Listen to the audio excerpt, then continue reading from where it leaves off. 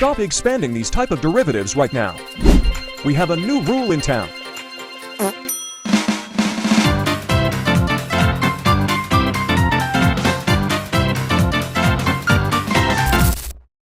Okay, maybe I lied. This one is pretty easy to expand out. But what about when you can't expand out? Like this. Or this. There must be some sort of rule we can use. Damn, you must have read the title or something. We can use the product rule. Here's how it works. The whole idea of when you need to use the product rule is when there are two functions being multiplied together. We can call these two functions u and v. Now that we have identified the functions, the next step is, you guessed it, differentiate u and v. Here is the product rule. This means that the derivative we want to find is equal to the derivative of u times v plus the derivative of v times u.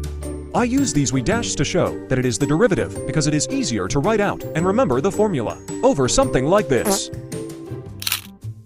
Okay, back to our equation. We have all the things needed to solve. dy dx equals the derivative of u times v plus the derivative of v times u.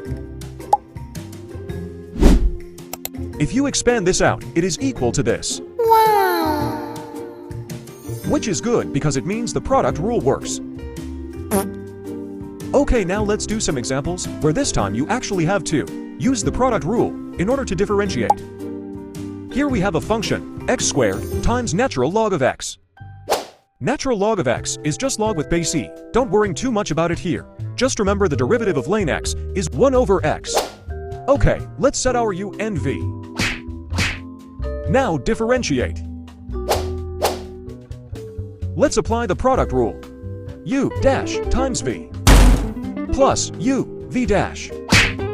And there we have it. Once you're able to recognize that there are two functions being multiplied together, it shouldn't be too difficult.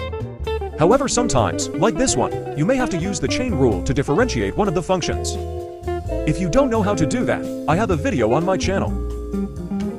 But anyway, here is the derivatives to u and v. Notice how the derivative of ex is ex. He's just a chill guy. But something like this, you use the chain rule. Okay, let's solve this derivative, subbing in our variables. Remember to do some practice questions. And if you ever forget, you can just rewatch this video. Bye.